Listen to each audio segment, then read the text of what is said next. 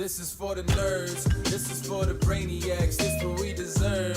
Go ahead and play it back, you ain't gonna touch me, you not gonna do nothing, you are not above me, I bet you wish you was me, I know it, I know.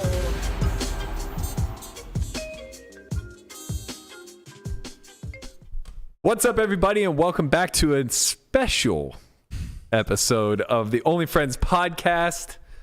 We are joined today by a special guest. We have Andre Hankshua back in the building.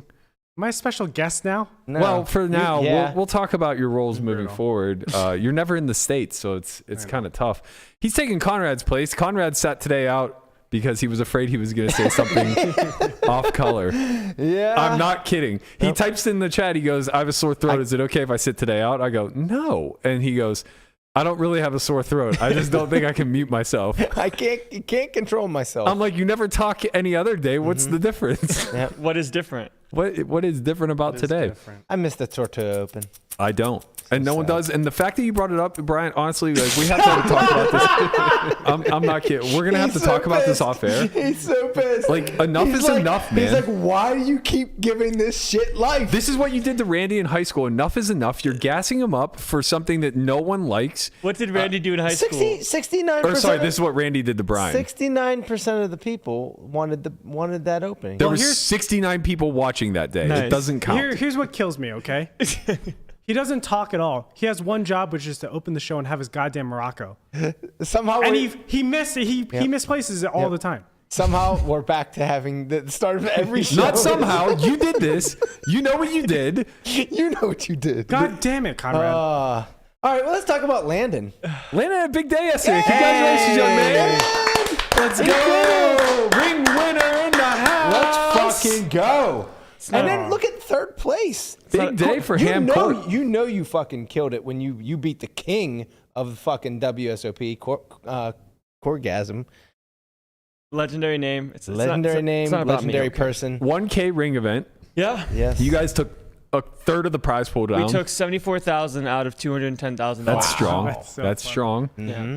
Congratulations, young man. You'll be playing the Tournament of Champions. Absolutely. Yeah, correct. I guess I'm a that's champion now. right. You Yes. well, hey, it's been a big week for you, buddy. I know. A little 100K upswing. Yeah. You're no longer the child of the sim. No. You're now the child of, or the slave to the sim. Oh. You're a slave to the win. Oh, Yeah. I see. That's No, it's not been a a good dad week. joke. You know, tournaments are just a bunch of scams. Like, you show up, you lose for like a bunch of months, and then like you win some all-ins, and then you think to yourself, oh man, all this hard work pays off. But in reality, it's like, no. You just fucking scam people with 5 left. Yeah.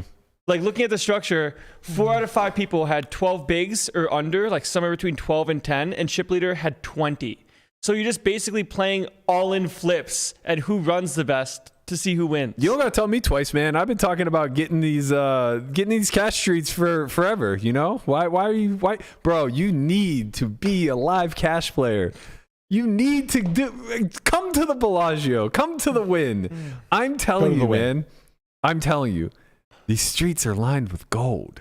You had a good day yesterday. I had a really good day yesterday. Yeah, you did. Whole damn household had a good day. The whole house had a really good everybody was day. making money. I played till 5 o'clock in the morning, man. I do not like playing that late. I started at 10 a.m. and I played till 5 a.m. That's almost. Tell us 24 about this hours. hand. So the night ended. There was, honestly, this guy that I got to play with was one of the most interesting, entertaining, fun people that I've played with in quite some time. He owns like a bunch of marijuana grows in California. And he plays exactly like he's growing it. Like, legitimately, he's like, yeah, we lost like a shipment or something like that, and it got all fucked up. Cost me like 30 million. I go, how do you recover from that? He goes, what do you mean? It grows back in 3 weeks. You know how like most times when people like play with money that seems like it isn't theirs, Yeah. it dowedoesn't add up. Yeah. This is like the one rare instance in which it does. Yeah. The weed business is good, baby. Yeah. Money does grow on trees. So we're playing 100. I had a wild day. We're playing 100. I win 150K pot where I end up bluff catching on the end I have a straight on a 4 flush in a spot that was like weird, and I just didn't think he could really have a flush often. Was right. I think my day is complete. Like, I went from down 40 to up 40. I'm just like, this is the greatest day ever. You know, that's a lot of big blinds. You move to the main game, and they're playing what I thought was 100, 200. So it's like midnight now when I finally get moved over there. I sit down with like 150K, and it just becomes abundantly clear that not only is this stack in play, it ain't enough. My man to my left has like $500,000 in front of him. This other guy that I've never played with, who seems to be like he's here for the battle, has $500,000 in front of him. So we start like, you know, going back and forth, playing a bunch of different pots. I run it up a little bit, get it up over. I end up making another hero call in a 4-bet pot with like third pair. It was a pretty good third pair, all things considered. Yeah. It was the third pair you want to have. Yeah. I called 60K on the end and was correct. So I run it up to like just over 300, and my guy is right around the same. He probably has like 280-ish, and it's like 5 a.m. now. We're playing 1, 2, 4, and if I'm the 4, he's the 8. So sometimes 1, 2, 4, 8. This hand happens where I believe it was just the 400 because I opened, yeah. So I opened a 1K under the gun with 8s. He flats next to act. The button, which everybody got confused by the tweet. I didn't think it was that confusing, but I don't think they were confused. People were trolling. They were saying, because I said a fun player called, right? And they said, how could you open and call, implying I'm the fun player? Oh, I get it. Which, hey, you're right. When you're right, you're right. You're not wrong. But I called the other kid a vulture, and that's just like an inside joke at Bellagio. People were like getting upset, like, I know. Like, people were like, I was like, relax. Really getting upset with him. Just like, Jesus Christ. He's a vulture. No, I love a shield, but like when they put his name tag down to take the seat, they put Vulture 1, and then his other friend, they put Vulture 2. Because they're the guys who like come in when the game gets public and they're late night guys. I respect it, man. Like they're out there hustling. For a long time, like I would never be that. It's just so much work to sit in the Bellagio. I mean, they'll sit there for like 4 or 5 hours just like sweating, waiting for a seat to open, especially when the game's good. So he got rewarded today in this one. Really, but anyway, Vulture squeezes the 5K off of 55. I call, he calls. Board, Queen 8-7 rainbow. Hello. Check. C-bet for like 5K, I think. I call. Raise to 30. And my man, like, he don't fuck around when he raises. He's got something for sure. A shield jams for 50 total. So doesn't reopen the action. I mean, it's open for me, but it doesn't reopen the action for him. So I'm kind of in a weird spot, but like we're so deep and the board's so dry that I'm just like, well, if I set over set him, I'm going to get it all anyway. I don't think he ever has queens, so I don't really have to worry about that. And if he has 9-10, like, God bless. I'll just live with the turn results. So I peel. He obviously calls. There's 180 in the main, no side right now, but we're 180K behind. No. Yeah, 180K behind. Turn is an offsuit deuce. Beautiful. I just opened jam, which felt bad in the moment, but I'm just like, I don't think he has folds. Like, I mean, he might fold 9-10, but like, I can't win any more money from that anyway. What am I gonna do? He doesn't have 9-10. Yeah, what am I gonna do? Bet 30K? He just doesn't have 9-10. Right. So he just like doesn't even think, snaps, and I go, fuck. Like, do you actually have queens? Yeah. But I kind of knew a shield had queens. Right. Like, I actually think he would just fold aces. Because he's a fucking vulture, man. He's not there to like take an uncertain spot, you know. And I roll my hand over, and all the color just drains from his face. So I show 8s. A shield shows queens. He is Queen 8 of diamonds. What are you calling him? A shield? A shield. His real name is Achilles, but everybody calls him a shield. You say it like a shield. Oh, like a shield. Well, a shield. Like you're calling him a shield. I don't know what you're implying there, Brian. I don't know. That's what I was... No, but like the way that Achilles is actually said is a shield. Got it. Achilles. I don't know. Anyway, he rolls over queens. I roll over 8s, and he has Queen 8 of diamonds. Stone fucking dead. The hand's just over. Hand's just over. Yeah. So we didn't even need to see the turn. All the case cards are out. Yeah, 500K pot. We're drawing to a foul deck. Bro was hoping for a misdeal. Yeah. Queen on the river one time. Yeah. So pretty wild session for me. Very swingy. Even prior to that hand, I was up like 120, 130. No, more. Maybe like 140-ish. And I was just like, man, this might be a 500K night. Because the game was, we were 8-handed still. Yeah. At 5 a.m. I'm like, this game's never going to end. I'm going to die in this seat. And then it did. Were you abruptly. okay with seeing the queens in the smaller pot, knowing that he could Yes. draw out on you? No, as soon as he sees the queens, he's just like, thank Right, God. yeah, it's like I just win, yeah. Yeah. You just win the massive side pot. I knew how big the side pot was. Right. And it's like you're playing 1-2-4 to play a 500K pot. Yeah. It is kind of a scam though that he is queens. A little bit, but I truly do think he's a little. It's his personality. If you ever get to know him, he's very like arrogant in the way that he speaks, but he doesn't mean it. Right? Like he does it as almost like a troll. And he goes, "You think I would fuck around with aces or kings? I insta-muck. I know he has a hand." And I'm like, yeah, I mean, maybe, I guess, but like, you're getting a pretty good fucking price to put it in with aces or kings there. Yeah. So yeah, like super fortunate turn of events for me, which I feel like was like like Landon was talking about how tournaments are a scam. I kind of feel like the timeline of cash games can be a scam too, where it's like if I don't make 2 massive hero calls, I'm not even there. Right. Like I either just don't have that much in front of me, or I had gone home a long now you're time ago. up with pals to play this pot. Yeah, which is like a wild kind of heaving up effect, so to speak. But that's not why people are here, guys. That is not why they're here. They're here to talk about the World Baseball Classic. What a fucking game! Man. What a game! Japan coming through. Ohtani is just, he's everything that he's advertised. I mean, to be. how sick was it that it came down to Ohtani versus Trout? Like, it's just like... It's scripted. Yeah, it feels like it was scripted, but it was not scripted. But like, the thing is, if it were scripted, the baseball Trout, gods were like looking over, like they were monitoring this entire if it were scripted, tournament. Trout hits a home run 9 out of 10 times. Okay, can you explain, can you set this up? Because I coming from a non-baseball background, what's the significance of the 2 players? Trout, they play, well, they're both 2 of the best players in the league. Trout's a perennial MVP, and they're on the same team. Yeah, they're teammates. They're both play for the Angels. Shit. And Ohtani is like also a perennial MVP candidate. Right. And on top of all that, the Angels fucking suck. Like bottom dwellers in the MLB with the 2 best players, by a long shot. And Ohtani also, so this isn't obvious, but he pitches and hits. So he's the only person he's like in the Babe the Ruth league. of this era. Yeah, he's the only person in the league who pulls double duty. So he's their full-time DH, I believe, right?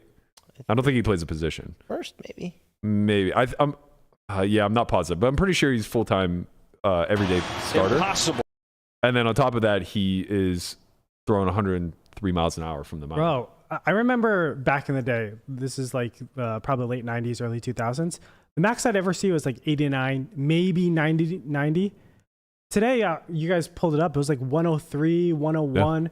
That was crazy, man. Yeah. And he's just doing it time after time. I don't know how many times he's pitched, but I'm sure he's not starter. super fresh. Yeah, no, he's a starter. That's insane. Also, he came in as relief. Yeah, he came in relief in this one. The game. Yeah. Also, it's worth noting, like, huge credit to Japan. They're a fucking baseball powerhouse. They really are. They're literally becoming a world perennial powerhouse. Like maybe even a little bit more so than what we've seen in the past from like Cuba and the Dominican and Venezuela. Mainly because it's. I guess maybe I don't want to say that. I was gonna say mainly because it's their national sport, but that's true of these South America countries too.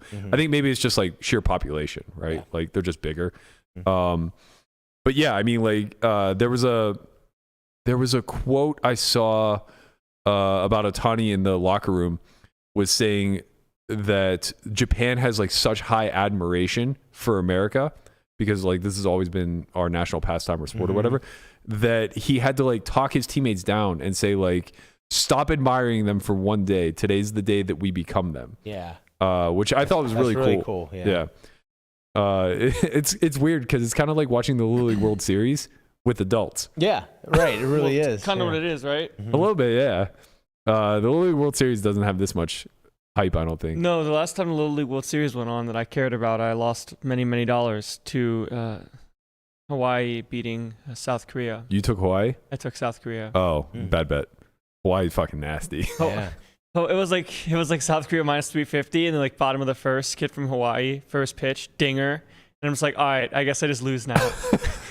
This was like back when I was still in college and like betting through like sportsbook. And Yeah. Oh my God, you were a DJ. I was a sick DJ, and they took that from me. What happened? What happened was I hit rock bottom when I needed to get money from Dalton to pay for it, and I was like, oh, I'm never gonna go through this again. It's funny because I would qualify you as somebody who does not have much gamble in him. No. No, I'm not much of a gambler. The irony is, I am a gambler. well, no, you can correct me if you think I'm wrong, but like I would qualify myself as somebody who has a lot of gamble in me, but I have no draw whatsoever to bet sports outcomes. Yeah, I don't have that anymore. I just kind of wanted to do something, and there wasn't really much else to do. I don't know. Well, lesson learned. Don't bet against places where you can play baseball year round. Yeah. Because they're really good. That's true. If this topic ever comes up again, I have a really good story for you about the first time I gambled. I'm pretty sure you could just tell it now. You just say it right now. No, I think No, there's okay. other pressing matters All that we right, have all to get to. Wow, you're just gonna tease it like that? I think you can say it right now. Unbelievable. Actually, okay. It's look. also Yeah, going go to ahead. date him quite a bit. A little That's bit. fine. So I'd never gambled, and I got my first job working at a warehouse, working at a place called Just for Feet. I was like 14, 15 years old. I got a work permit, worked for 3 months, and at the end of this summer, Mike Tyson was going to fight Evander Holyfield.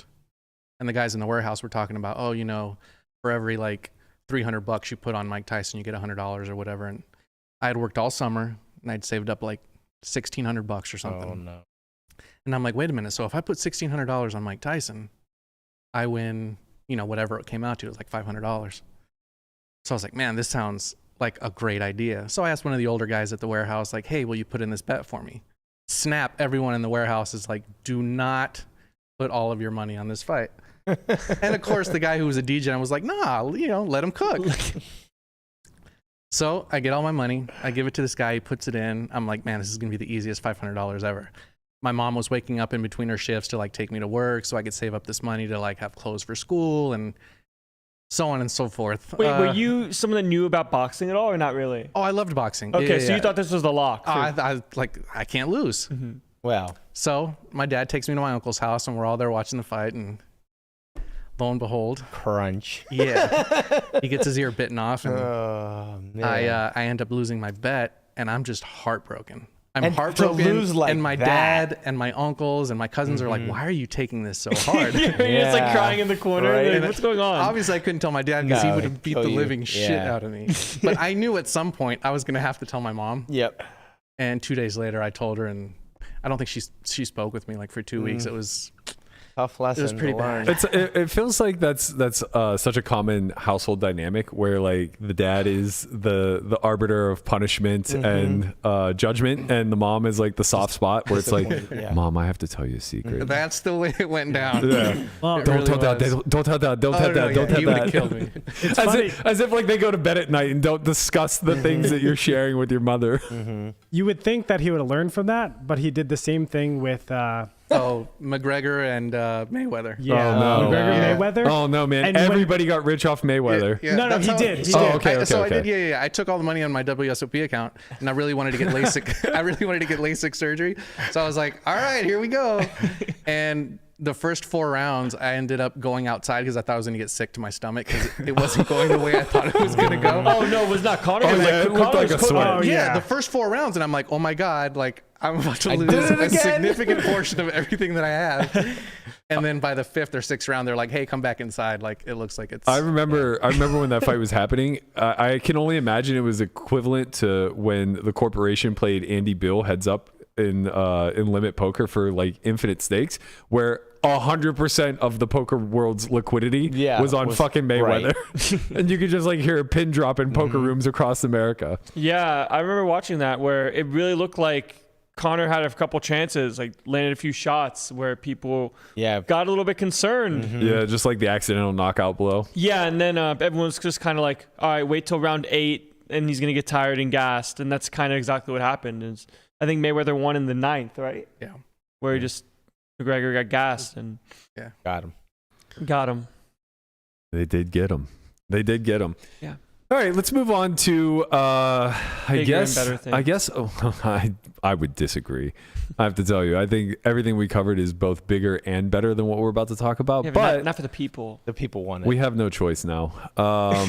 I've ignored this nonsense for quite some time because I just don't care when big loud people are shouting. But Doug is back and felt the need to platform Airball. So we're going to talk about that. We're going to talk about Garrett's return to Twitter and what he had to say about Hustler, quote unquote, soft banning him, I guess, as well as his thoughts on Airball. And then, I guess like we'll talk a little bit deeper about, did Hustler ban Garrett? Like, what does this all mean for his return and things of that nature? I think we should probably start there, since if we're going in chronological order, that was kind of the first chain of events. So 3-4 days ago, I guess, Vertuci released a pod with Blank Check Ben, and when he was marketing said pod, put something out like, you don't want to miss this one, and the thumbnail title was Ben presses me on banning Garrett, or something along those lines.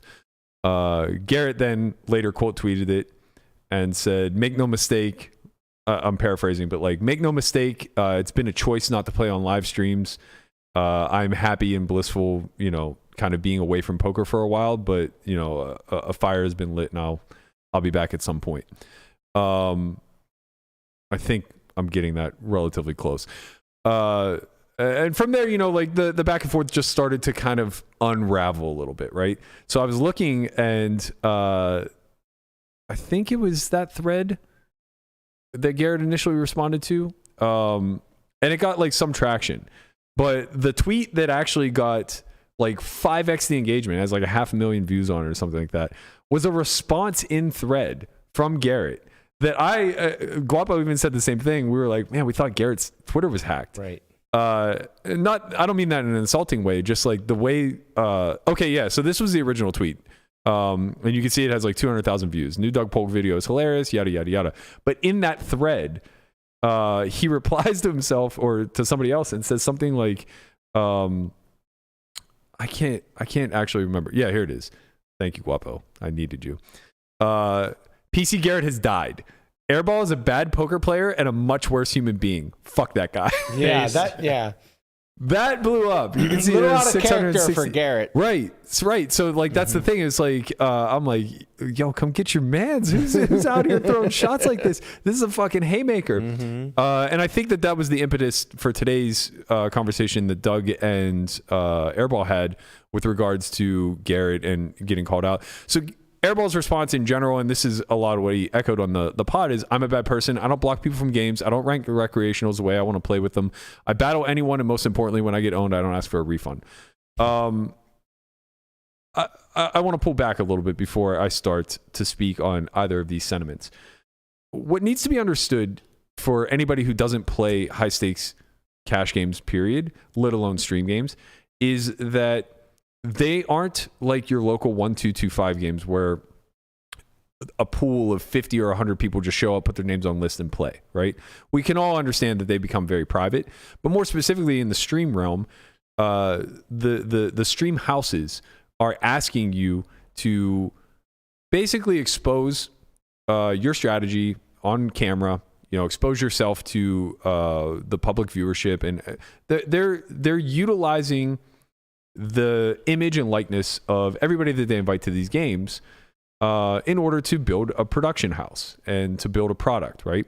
Yeah, it's more entertainment, less strategy.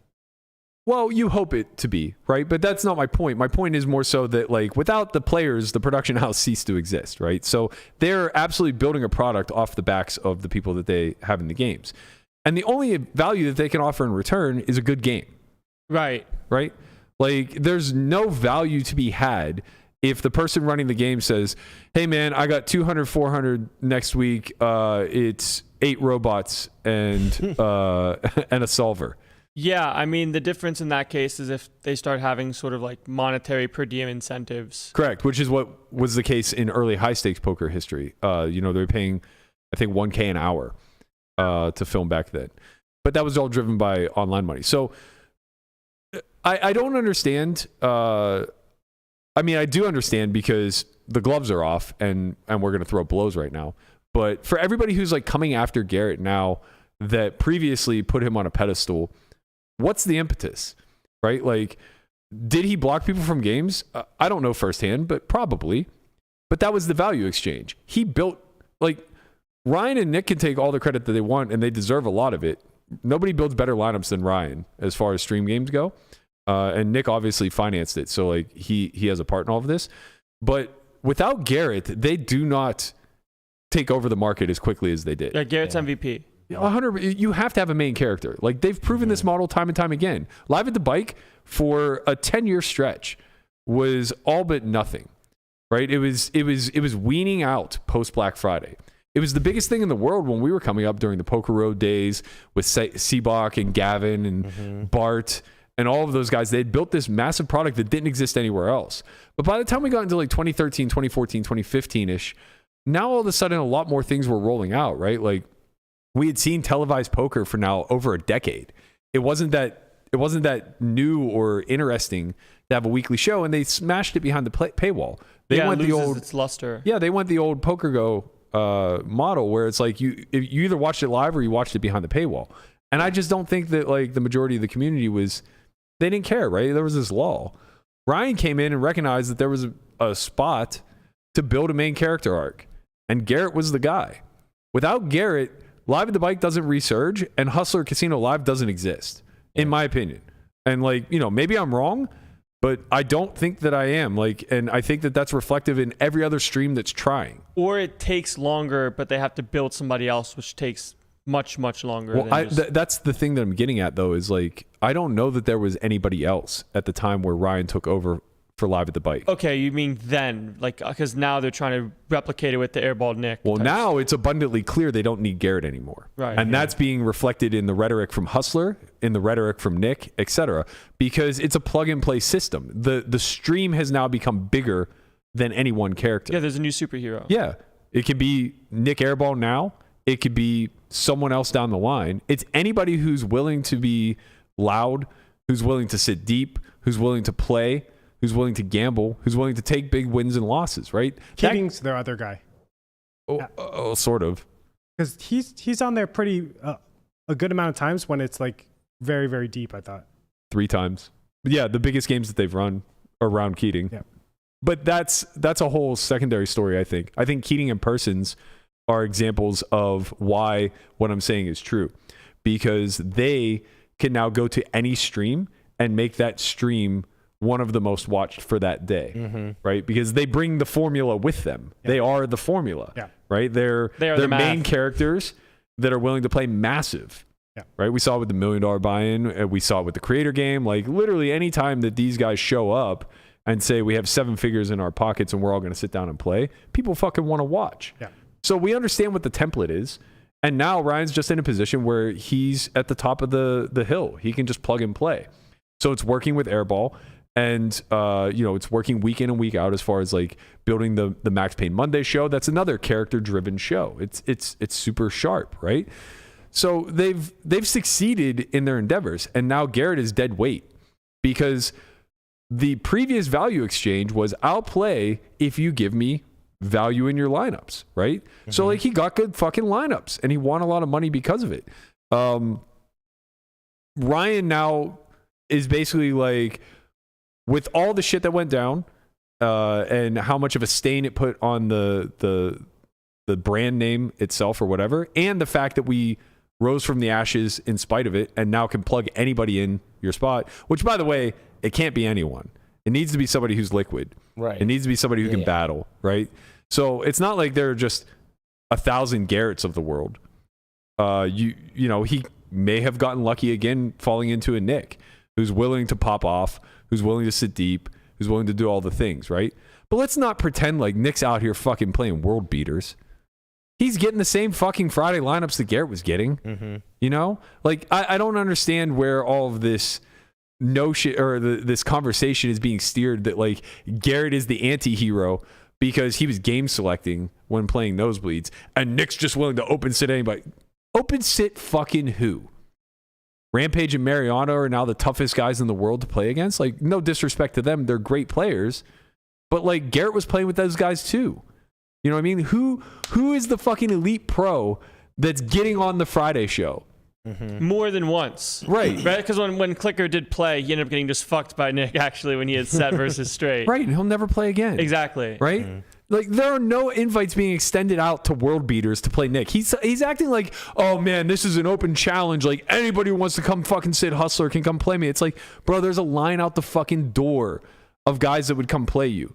You want to take on the toughest fucking game in the world?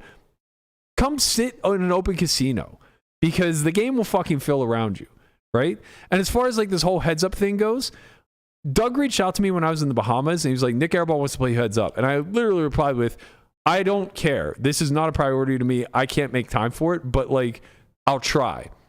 And we have a whole text exchange where he completely changed the narrative of like what happened. I basically told him I'm super busy. I'm running a company and I have another endeavor on the back burner that I'm about to start that I don't, really want to speak publicly about. And I said like, okay, like what's the deal? He's like, I want you to play on my live stream, yada, yada, yada, all this other stuff. It's like, okay, man, like this is a lot of fucking hoops to jump through to play 8 hours of heads up cash versus a guy? Like, what are we talking about? 200 hands? Who's this for? This is for Airball to clout chase and for Doug to promote his stream. And I don't like either one of you. At all. Like, yeah, it's actually kind of a reverse reroll for you, besides the call it monetary aspect if you win. Because if you lose, you get dunked on by Airball Nik. And if you win, of course you're going to win because you're playing Airball Nik. Of course. Yeah. But I don't even give a shit about that. I don't want the inconvenience. If Airball Rick wants to play me heads up at 200, 400, like, fucking fine, man. We'll set up a time to meet at Bellagio every day. And I'll roll out of bed after I do all my shit, get all my priorities out of the way. We can meet at 4 o'clock every day at Bellagio or Aria or Wynn or somewhere that's not inconvenient to me.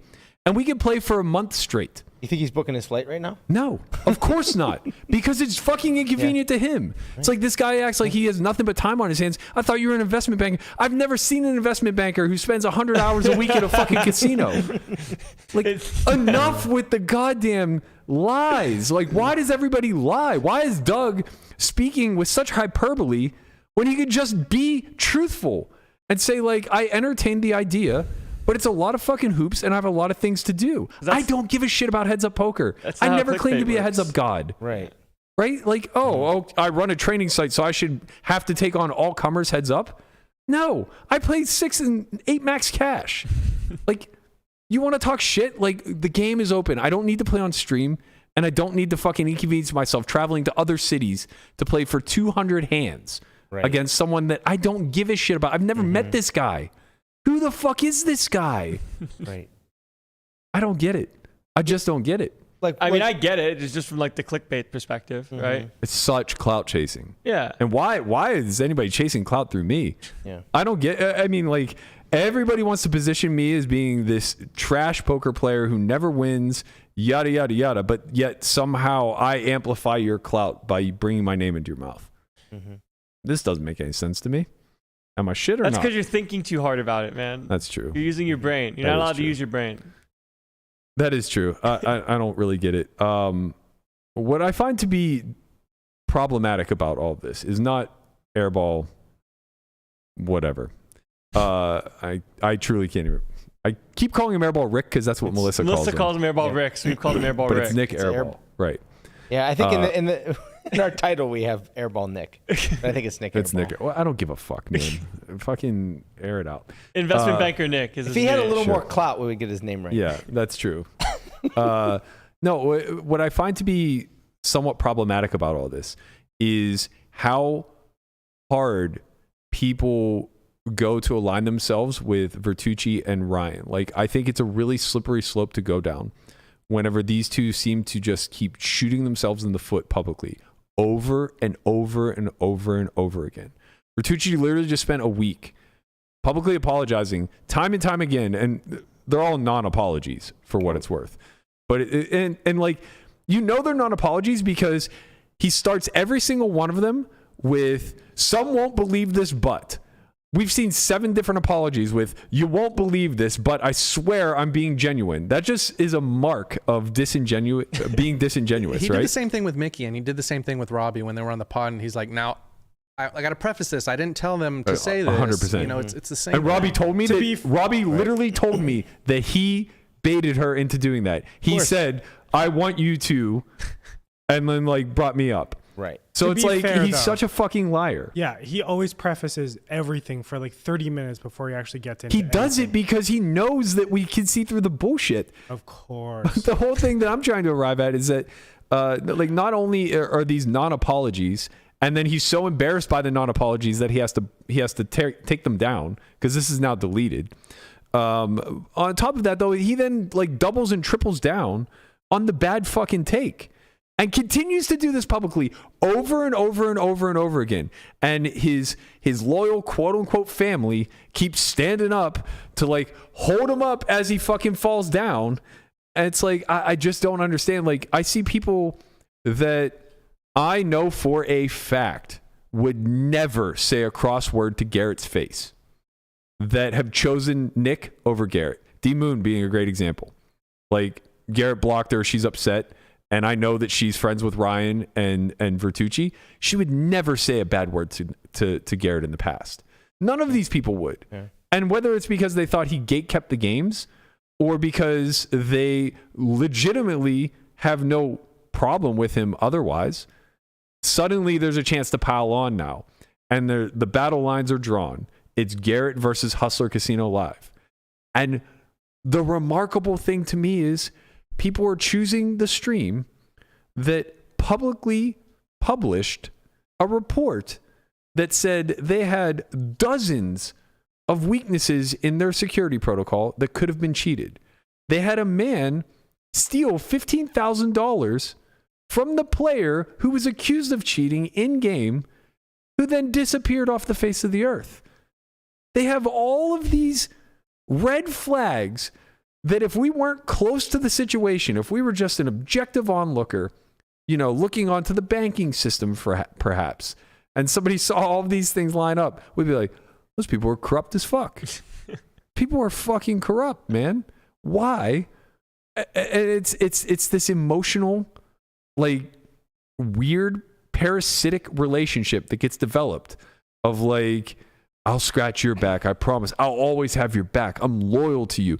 We see it happening time and time again where people choose this. I don't even want to say charismatic because I can't believe that word would ever get utilized. But this guy that just like can't help but shoot himself in the foot. They publicly stand up for him over integrity. Like over standing up for integrity. And just nobody who's standing up for Nik and Ryan ever once said, hey guys, you got to do better with your stream security. Not one of them. No. Not one of them. Doug included. And that's what I find to be so odd. Doug walked the security room or the back room during the fucking scandal and said, everything's above board here. I would absolutely play on Hustler, and did so 2 days later. He said the only thing that's weird is the security cabinet moved and like we think Brian was cheating because of that. That didn't ring a bell of like, oh, maybe this isn't a good trustless system. No. Instead, he vouches for it. This is a man who runs his own live stream in another unregulated market. Mm-hmm. We're just supposed to trust everything? Like whenever you guys are clearly in the pockets of one another? It doesn't make any fucking sense to me. Why align yourself so hard with someone who's such a bad actor in the space? It's just insane. This would be like everybody recognizing that like somehow stones had value to them and that they're just going to double and triple down. I think it's just because of opportunity, right? People just want to have the opportunity to play in good games and try to have the dollar amount. They share the player pool. If he alienates Hustler, he loses Nik. He loses, Wesley and other guys that are willing to travel and come play and promote the live stream. Like, it's a good business decision. Doug always does this. Always makes good business decisions. And it's always at the cost of his community. Whether it's calling out people who don't deserve to be called out, tearing people down off their built platforms because it seems like the right way to get ahead, stepping on the throats of your competitors because they exist, not because they ever actually did anything bad. Yeah, I got called a scammer, and Doug did nothing to correct him. No. Anybody I've scammed ever, please come public. Come public and show me one goddamn receipt. Mm-hmm. Like, we had all this talk about not loosely calling people cheaters without like having hardcore facts to back it up, right? But Nik's just going to run around calling people a scammer, and everybody's going to platform him to do so. Hustler Casino Live gives him a pregame interview. Because you won't play him for 200 hours. No. It's not even 200 hours, 200 hands. He's saying that he's saying Berkey's afraid to play him, but yet he runs a training site, so he's scamming people out of the training. They don't give a shit about that. I know they don't, but that's kind of what he's saying. No, I know, but it really comes down to it's just Hustler Casino has these enemies. Right now, it's Garrett, it's Berkey, etc. Yeah. Right? And right now, Doug puts himself in a position where it's like, I need your player pool. Right, I need the good streams as well. I get why the whole. I understand that's the overarching of it all. Reason and for them doing it. And it's just this like old boys club almost, where they're all fucking toxic. But it's so funny that they're going to use. And both parties have history of scamming. Yeah, let's be real. But they're going to use and say that like, oh, Sulfur Y is not legit because Berkey doesn't want to play Nik. Or not that you don't want to play him. It's not even that I don't want to play him. Yeah, you play him. It's just that they're saying you don't want to play him, and you're saying I'll play him. Just like I don't want to inconvenience myself for 200. Why does he get to set all the unreasonable parameters? Right? It's like we have to play on stream. We have to play for this buy-in. We have to play in Austin. We have to do all this stuff. It's like, okay, my counter is I'll play you fucking anywhere that's not on stream. Yeah. And I take that back. Not anywhere. I'll play you in Las Vegas that's not on stream because I don't want to fucking travel for this. Right. Like, if he wants to play you so bad, he knows where to find you. Don't make it inconvenient for me, and I'll fucking play you any day of the week. Like, you want to play 200, 400, 5 days a week at Aria? I'm here. Doug has trashed you for your whole fucking career, and then all of a sudden he wants you to do no. this This is what's even worse with Doug is like I don't even give a fuck that he trashed me. Right? Like that's old fodder.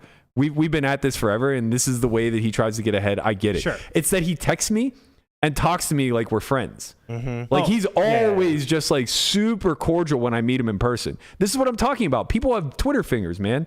They talk a lot of shit on the internet.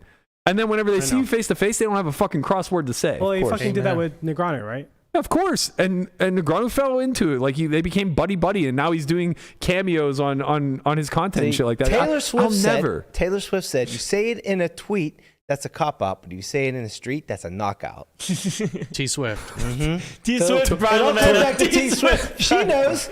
Maybe Doug Polk's listened to a little T Swift. Tortoise dropping the heat. Well, I'll tell you what. Knowledge bomb. Since we're talking about all the people that are banned from streams and everything else, I'll tell you what. I've self-banned myself from the lodge. I'll never go to that fucking stream.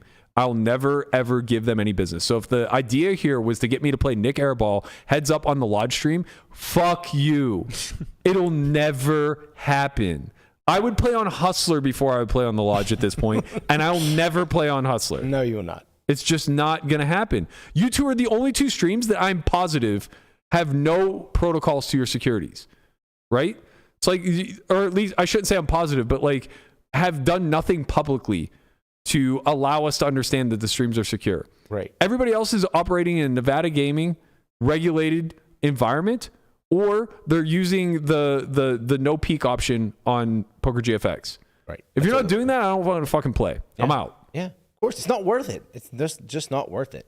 It doesn't make any sense. So much has come to light over the last 6 months where it's like we may never get a resolution as to what happened in that fucking hand, but we for sure understand security protocols better. Is there a reason why they don't do the no peak option? Lazy. It's just lazy. Yeah. It's either lazy or, well, Ryan said that they don't do it at Hustler because he wants full autonomy over the camera shots.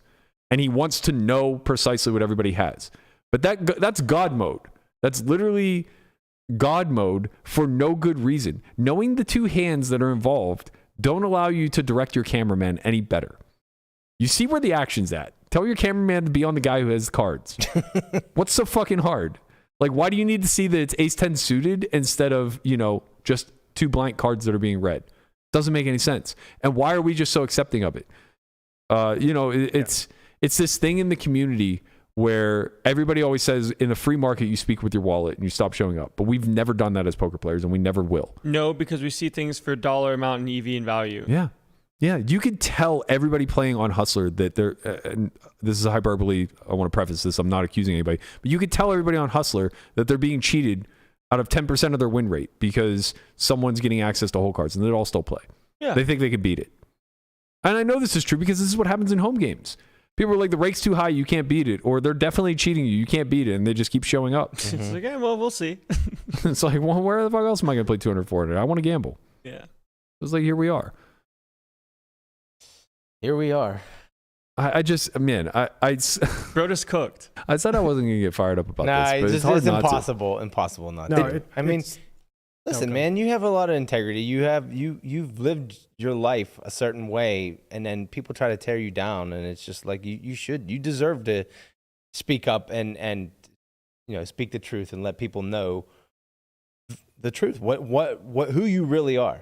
People can trash my play all they want. I don't care. Yeah. I see my stats. I posted my stats 2 They episodes should ago. trash your play. Get better. You get into some games. Yeah, that way. trash my play all you want. It's the I literally don't give a fuck. disingenuous arguments Right. that fucking Doug Right. always Right. does. And right? it's and then it's Well, it's also the character skirting- assassinations. Huh? It's Yeah. also the character, like to allow how he somebody built his business. to allow somebody on your platform when you're going to get 300,000 views to call someone else a scammer with absolutely no proof whatsoever is insane. Mm-hmm. It's libelous. Yeah. Or Libelous.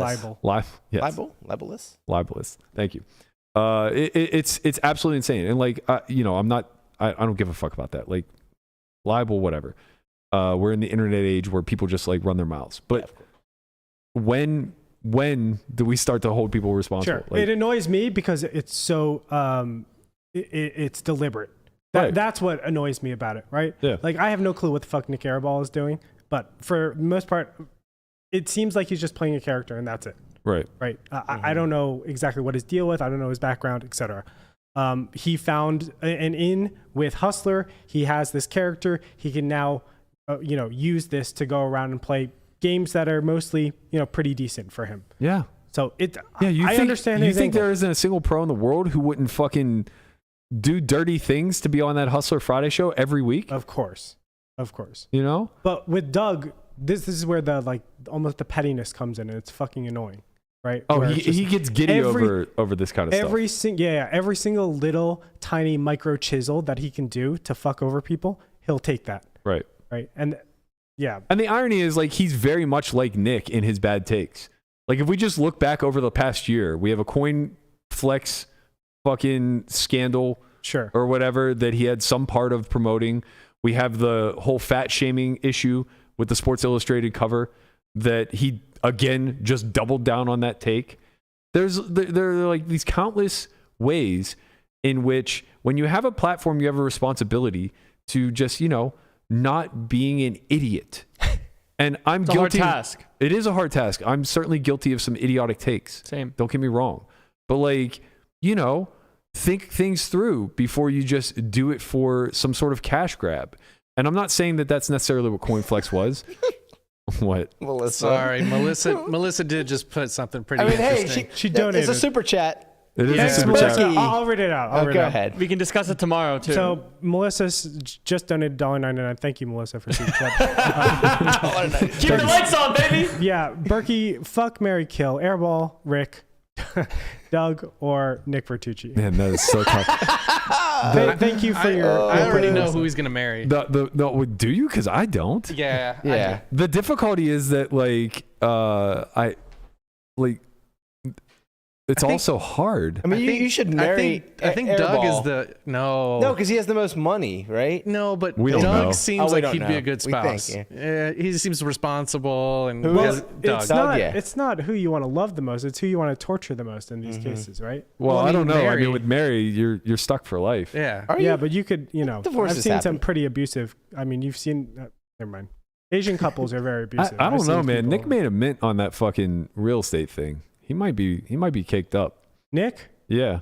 Oh, he's caked up for sure. Actually, I think I would marry Vertuci. I would enjoy What? fighting with him forever. I think. actually think that is the play. Yeah. Yeah, because Right. you would fight like an old married couple. Yeah, and also like he's not my intellectual equal, so like it would just be me dunking on him the entire time.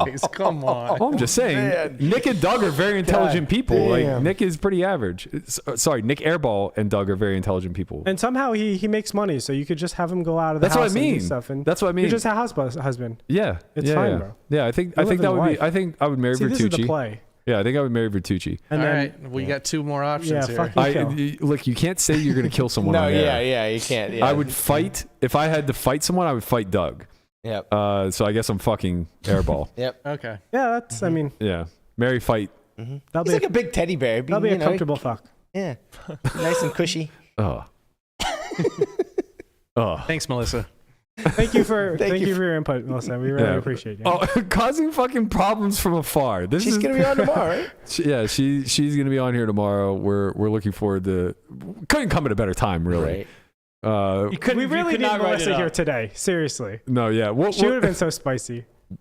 Oh man. I mean, Conrad sat out. Yeah, he did. He Conrad sat sat out. He sat out and then went into the chat. Yeah, Oh, he's in there. He's in of course the chat. he's in there. You think he would miss a second yeah, of I this? see him. I see him.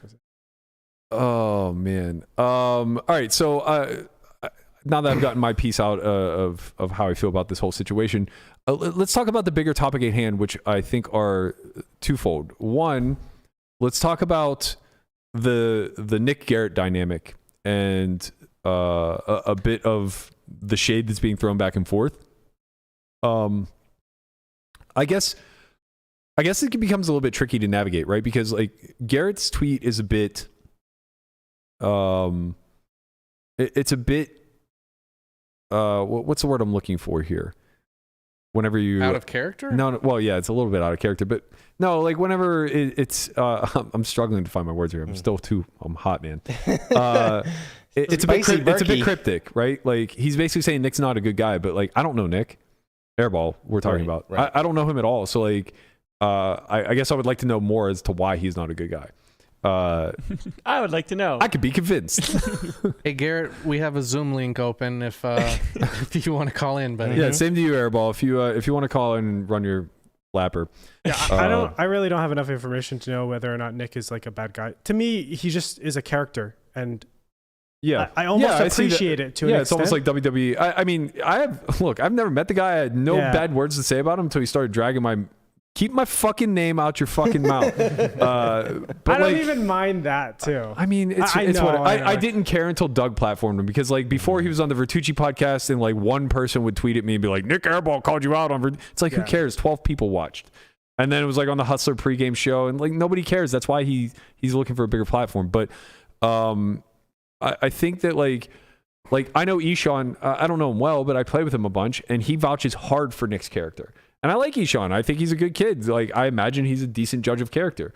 So like at bare minimum, their relationship is reflective of like Nik not being a bad guy. And I'm not saying that he's not a bad guy because I don't know anybody, and I certainly am not vouching for the character of somebody that I don't know very, very well. Mm-hmm. But I'd like to know more, right?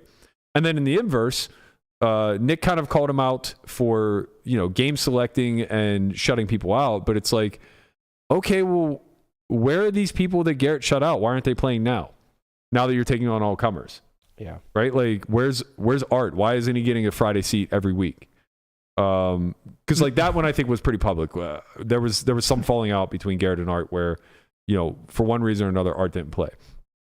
But where's everybody else? Like I can't remember going through Twitter everybody that was saying like, yeah, Garrett kept me from playing and me from playing and me from playing, but like, well, go play now. Right? Like this is just an open game. Is that what's happening? Like, is the Friday Hustler show an open lineup? Absolutely not. Of course, Will it not. become one? Absolutely not. No, Why of not? course not. Nik Airball is the GOAT. He's taking on all Because comers. it's not about him, right? It's about the other people in the game where you have to kind of quote unquote get that hard vouch where They don't give a fuck.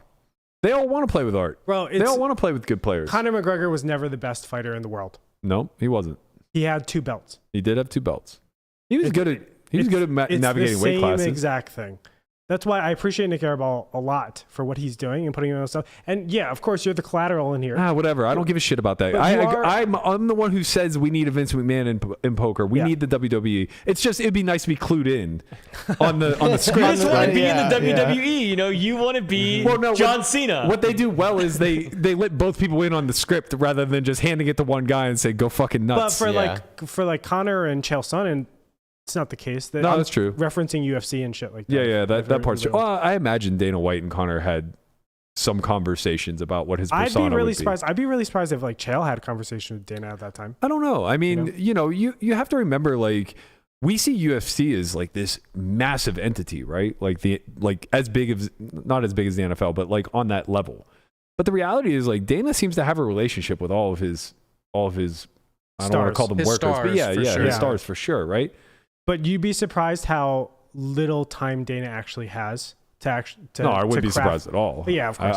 To craft that. I mean, I'm some of a businessman myself. Well, I'm saying I'm a peasant by comparison. My I don't ex have time. worked at UFC for 6 years or something like that. 7 years maybe. Yeah. And I was with her for 10. And the speed in which that company grew was insane. Mm-hmm. They went from like 5 editors and then like there would be a night shift because they just didn't have enough units and enough room to obviously that huge place across the 215. So I feel like honestly those conversations weren't really able to be had.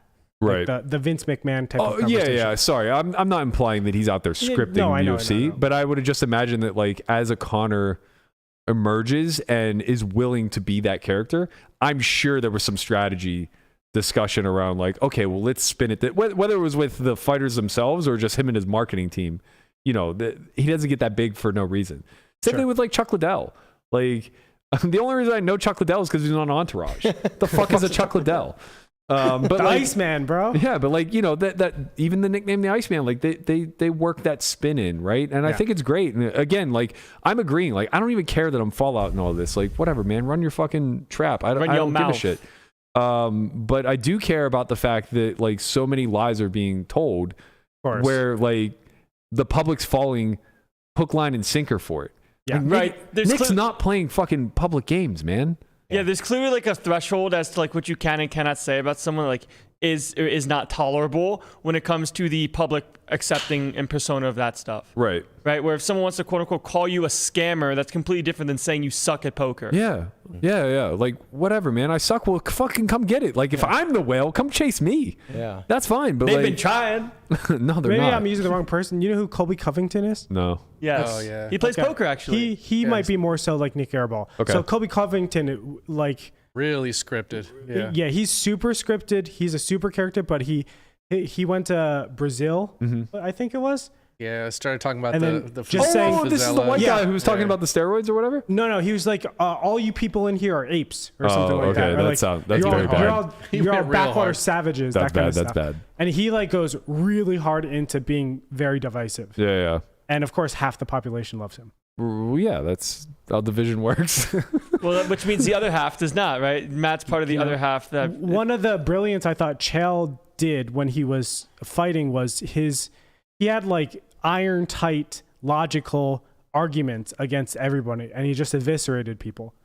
So you have that kind where it's backed up by like actual facts, and then what it seems like what Doug propagates is the more Colby type of bullshit. Yeah. I mean, look, man, it's the content game. Everybody's out here doing their thing to try to get the attention of the poker sphere. Sure. I don't think there's necessarily one way to do it. Personally, I think that, like, having some level of integrity attached to the things you put your name on is worth more than a financial return. But if we're calling a spade, Doug has built a much bigger business than I have in the same space.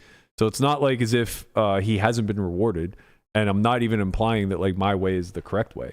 I'm just saying that, like, if you're going to pass on that, then at some point people should be willing to kind of call that shit out. Sure. But I'm more so interested in how this moves forward then, right? Because yesterday Twitter was fire. Like, we kind of spoke about this before you came back, but I started a challenge where I was going to track my macros, do all this fitness related stuff. I watch it. Yeah, and then one aspect of it was I wanted to limit my social media to an hour a day. And the way that I've been tracking this is I send you guys screenshots of all of the things I'm supposed to do for my daily routine, and tracking or limiting my social media is one of them. And if I fail something, I put an X by it. If I succeed, I put a check. My only X yesterday was social media. I was just on. I wasn't engaging, but I was just like on all day, just scrolling. It was endless, right? Like, yeah. For Garrett to come out and pop off something that we haven't seen, not just this past 6 months, but maybe ever, right? And he's clearly going through it. He's been going through it to some degree, right? And then there's the whole Robbie angle that we're completely ignoring, right? Like, we still have no idea why Nik was why Airball was having dinner with those two the night before. We still have no idea what happened where he just gave Rip 170K. We have no idea as to what happened 3 days later whenever all of that went public and Airball just like completely eviscerated Rip publicly on social media, calling him like a scumbag and everything else. And Rip called him a scumbag back, and all this other nasty stuff. It's like, we have no clue what all this stuff is. Does Garrett have some insight? Is that where he's coming from with the attack on Nik's character? I don't know. I'm interested though. You got the tea. We need the tea. We're all kind of here like, where's the tea? Spill it. Like, how does this all unravel? And what is now that Airball is taking over that role of main character, what's the spin? Why all the barking?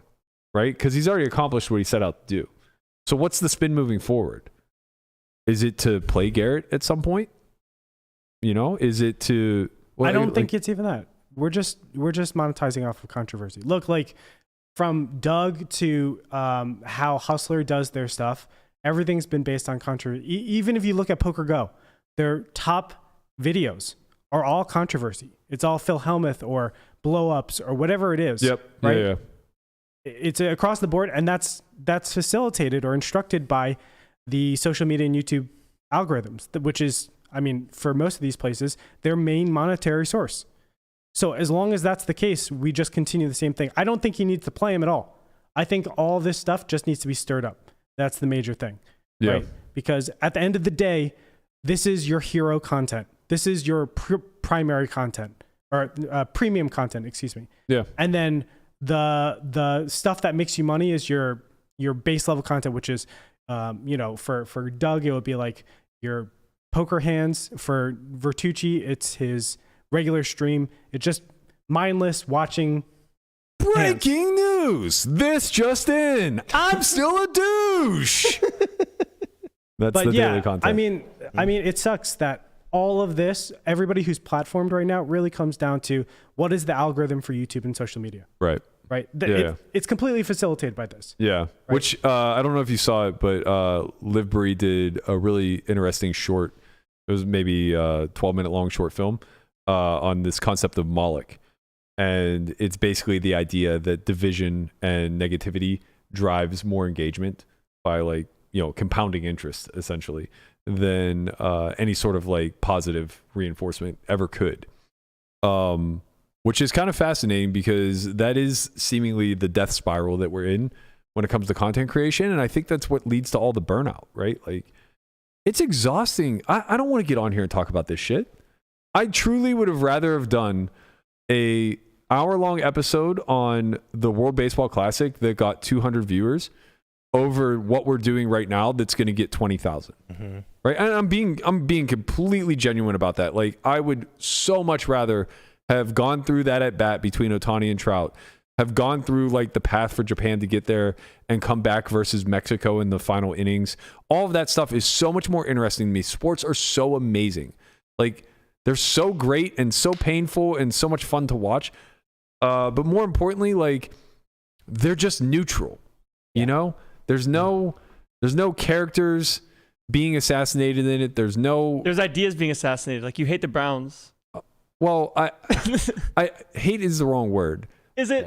Yeah, because my best friend's from Cleveland. I know. But I harbor some ire. I have a competitive drive against their Part of team. the fun. Yeah, it's part of the fun. Whatever. But the thing is that like when it all shakes out, nobody's getting hurt, right? Where it seems like the purpose of content in our space is to find the next target, right? If you look at it, I'm going to keep leaning on sports because it's so much bigger. But if you look at content built around sports, it's never TMZ type shit of like, did you hear what Ohtani did on the flight to Japan? No, because that's what TMZ is for. Right, but it which largely, doesn't exist much in the sporting world. It's always celebs. It's much right? like sports celebrity drama if it's like a relationship thing. Yeah, I think it's twofold. I think one, it's a bit of the just acceptance that the best drama you're going to get out of athletes is that they fuck around a bunch. Right. The more you fuck around, the more you're going to find out. Right, and like no one cares. Like everybody's just kind of accepted it. There's enough drama built around the actual sport itself. Exactly. Right? Exactly. And poker lacks that because Incredibly. it's slow. Yeah. And it's an iterative game, and we've seen the scenario. We've seen kings versus aces so many times. Who needs a scandal in the baseball world when you can just watch the baseball classic and it had all the drama and all the highs and lows that you need? Right. Well, in that case, it's not manufactured. In this space, it is manufactured. Right. Right. The way the drama even happens in this community, for the most part, is somebody starts taking shots at somebody else and creates it on their own path. Where in sports, you just play the game. The game is drama enough. Yeah. There's the highs and lows of like, is there comebacks, is there not? Right. But in the social media space of poker, it's because the rule sets though dictate that, right? There's amazing moments. You get a huge dunk. I don't need to know basketball to know, wow, that's fucking cool. Right. Right. You get a really nice goal, whatever it might be. And don't get me wrong, there's some viral clips where like a guy goes onto a soccer pitch and he like scores the winning goal or something, but he's a fan and everybody like cheers around him, not knowing that he's not a player yet. Right. So there are some like crazy moments that do happen that would go super viral. But poker, the rule set sucks for watching. Right. It's all really built for post. Yeah, it's very boring during. Unless it's super high stakes and the action is like right at your fingertips. Even high stakes, it's boring, dude. I don't know, man. Like watching Antonius play person in that pot with the queen 9. I was gonna refer to the same Okay, you're thing. talking about specific hands. Correct. I'm talking but about it was the build up to that hand. Over the 8 hours, it can get very fucking boring. It can. It is. It's similar to baseball in that regard, I think. Right. There's it's all sometimes build where up to a crescendo. Yeah. Okay. Yeah. At the same time, I get it though, because sometimes the quote unquote build up doesn't even happen, and then you feel like you sort of wasted your entire day watching this. Yeah. Yeah, I think that's why tournaments are so much more glorified when it comes to televised. Because there is an end. Right, because there's start to finish, and there is kind of a story arc there. It's predictable. Yeah. Right. Like I wasn't even going to stream yesterday. I only streamed because I final tabled. And won. I did. And won it all. Won.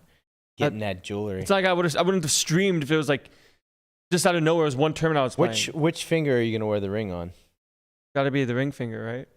That's what rings are for. Which one? I'm married to the game, though. Left or right? Oh, so left. Left. Yeah, so you are married to the game. I'm married to the game until Are further you actually notice. going to wear it? No, man. No, yes, we're definitely getting a picture like this. We have to get a picture like this. If Berkey would kiss your ring, would you? Stop. Wow. Kiss the ring, Berk. Would you wear it to That's podcast? our next bet. Yeah, you would definitely wear it if you kissed the ring. No, you'd have man. to. I can't. He's just a humble young type. I'm not. I don't do this. Do you mean if you win a WSOP bracelet, you're not going to wear it at the table? You're right. I'm not going to do that. What if you just wore the towel and the ring? Oh, the towel and the ring. That could be your upgrade. You know how you're constantly telling Braun that you need a new picture because every hardware gets added to the now new that you image. have hardware, you can get the ring pick with the towel. Yes, that would be great with him, like with the bracelet, the ring, holding your MSPT trophy, and just the towel. You know, get like a crown somewhere. Somerville did this bet with I think Mercier, and I feel like you should do this with Berkey, where the first person to win a bracelet, the other person has to wear it for the rest of that series. Wow, that's actually hilarious. What a bad bet with Mercier. Jesus Christ. That's amazing. So if you win a bracelet, I have to wear your bracelet for the series. Yeah. So somebody asks if I want it, I'd say, oh, Matt won But it. honestly, it doesn't even matter. It's just the cringiness of actually wearing a World Series bracelet at the table. Yeah, it's true. Yeah, I love that. I book it. Okay, booked. Done. I will No. never have to pay this off. No, of course. At least you won't. You know, you're No, drawing yeah. dead. You've been doing this shit for years. I don't know, man. I might be able to like rip off a 50-man bird online. Yeah. Some guy. I'm gonna go to Pennsylvania and try to win their online bracelet main. Oh shit. I Fuck. think it was at the Win. Some like I forget what event it was I was playing, and the guy said something like he said, "Yeah, like I know what I'm doing," and he pulled up his sleeve and he had a World Series bracelet on. stop. Yes, That's Yes. incredible. That's he was just like- W-Riz. right? And he's like, "Yeah, I think I know what I'm doing." He was like, he lifted up his. I'm like, and I go, "Yes, you do, sir." He was about 65. Oh my god, that's great. Yeah, I remember the first time I saw a bracelet. We were in Weirton, West Virginia, playing at Downs, and this guy comes and sits in the Bracelets 510. are rare back then. Yeah. This guy comes and sits at the 510 table. He had won like I don't know some 1,500 down bat or something like that, and just jewelry Yeah. all out. A I'm sitting there flex. looking at him like this guy is about to pop off. It's like Kevin from The Office. It's like But, I won the deuce to 7. It's a 7 low low ball, ball. whatever. Well, To circle 200 back so real I'm quick to pretty the good at whole poker. Nik Airball plus Garrett. Mhm. If I was like scripting this and properly producing this story, I would not give the public a payoff of a game for a long time. Oh yeah, totally agree. And I'd make sure that this is gonna pop off for a bit. You wait about like a month, Yeah, and then you slam. It'd probably be Nik slams into Garrett yeah. I based on. I think everything. something that I touched upon this earlier, and I don't think I really finished my thought, but I think it's important to kind of like look around at like who these characters are surrounded by, and begin to judge people by the company that they keep, right? Like when I look at Garrett, I truly don't know like who his closest friends are, and I'm sure that's by design. Like I fully am like him. I would prefer to be as much of a public person as possible when it comes to my intimate life or whatever. When I look at Airball, it's just like it feels. That's why I think I lean so hard into the clout chasing, because it just feels like it's an entourage of sorts, right? It's like the Hustler Casino Live entourage, and everybody within that entourage is kind of like doubling and tripling down on having the backs of each other as they take misstep over misstep, bad take over bad take, like just fumble the ball over and over and over again. It's like it feels like a bad political campaign where you're putting this candidate up. Like it feels like the Trump political campaign. I can't believe I actually have a real life example to draw to that was that easy. But that's truly what it feels like. Yeah. Where it's like you have this incompetent man who just can't possibly say anything truthful or meaningful ever. And then also alongside that alienates half the population at all costs every time he opens his mouth. And then a dozen or two cronies that are just out there saying like, nah, that's our guy, man. That's my man right there, right? And it's like, I don't get it. Like, that's why I'm holding so much criticism towards Doug for aligning himself in that entourage, right? Like, Doug is a leader. He can stand alone. Him, kissing the ring and being a part of the Hustler Casino entourage where, like, he's just a lackey. Did Nik win a circuit that I'm not aware of? Oh, my bad. My bad. Not the ring. This ring's Italian in this instance. But it's like, making yourself a crony for the betterment of your live stream that you're trying to get off the ground. It's just like, it's so, I don't know, man. Like at some point It's cringe, mate. They're just going to be judged for that. It's like, I look around at my inner circle and it's like, I would fucking go to bat for any one of you guys because I know the character of the man that is sitting in that chair. And if they think that they can say the same about each other, that's insane to me. Because there's just no way in hell that push comes to shove, Doug's going to hard vouch for the character of Nik Vertuci, right? And maybe not even vice versa. They literally just have a working relationship that's spilling over now into this weird They approve each other's streams, dude. Yeah. But it's turning into this weird parasocial thing, right? Where they're also honing their venom on attacking the same people. Yeah. Right? They curate the same enemies. Yeah, the enemy of the enemy is a friend. Right. Right. Yeah. You're the friend. You're with your only friends. Yeah, that's true. Thanks, guys. You're welcome. Thanks for being my only friends. Only pause, friends. Thanks for sitting this one out, Connie. We have special episode. We had a very special episode. We wouldn't have made it to year 2 if Connie was on this podcast for sure. No, I disagree, man. I keep trying to incentivize him to find ways to I know. get back into. I wasn't comfortable with like him just doing full run of show. And I don't think he was either. Actually, I know he wasn't. But I really enjoyed whenever he was the one that was kind of like steering the ship a bit. It's hard because I know what it takes to build the show every day. And I think that like presenting that with Conrad just becomes immediately like, fuck, that's a lot. Yeah. Is a lot. Yeah, it turns into a board panel as to what do you want to talk about today. No, that's fine. I mean, I think we all should collectively have input on what goes in. But I do like how, sometimes he's reductive, but, he forces you to like say like, hey, step back a little bit. You guys are arguing about scumbags, and he says like, puts it very East Coast. Yeah. That is very East Coast. Yeah. That's super East Coast. He's like LaManna. When he chimes in, it's always a banger. Yeah, I build him up. You got to build him up. We see you cooking there. Yeah. We see you cooking. Yeah, so Conrad It's and usually Melissa Taylor on Swift tomorrow. quotes, so You did banger? have a good Taylor Swift quote today. Thank you. Yeah. That was T I've Swift. been waiting to use that one for a long time. We'll I got have a T Swift quote of the day with Brian. I got a few other ones in the satchel. You're waiting. Yeah. I can't wait. I hope it's for a day that I'm not here. Quick reminder to everybody, we do have 2 academies coming up. April 15th to the 18th is the next Poker Out Loud and the final Poker Out Loud Academy for this year. That's going to be a 4-day academy, 2 days of gameplay where you will play a Poker Out Loud style simulation while we commentate over your thoughts. The other 2 days will be theory-based theory-based strategy construction. And you'll have that footage moving forward indefinitely. If you're interested, head to academy.solveforwhy.io. I think we have 4 seats left for that. Yes. We also have the Tournament Academy, May 24th to 27th, called a World Series Warm-Up. That will be a 4-day academy as well, hosted and ran by Matt Hunt, our local MTT guru. He's going to be out there giving you guys step-by-step instruction on how to navigate these MTTs. Each day will represent a phase of the MTT, with the final day being the final table. If you're interested in that, head to academy.solveforwhy.io. That one's also... Click on the banner above. Yeah, about halfway full as well. So, yeah, World Series is coming up soon. These are going to get scooped up. Get it while the getting's good. Get it while it's hot. We are going to be joined by special guest Melissa Poodog Schubert tomorrow. She's back. She might be a little bit in the host role. I'm not positive if I'm going to make it here or not.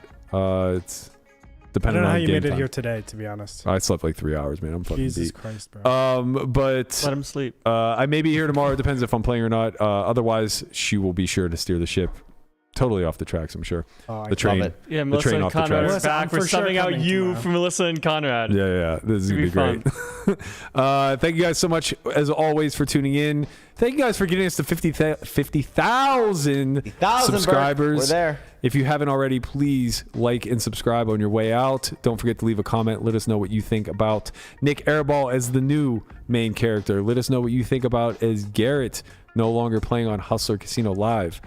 Let us know what you think about Doug and his attempt to make content. We appreciate you guys. We'll see you all tomorrow. Peace.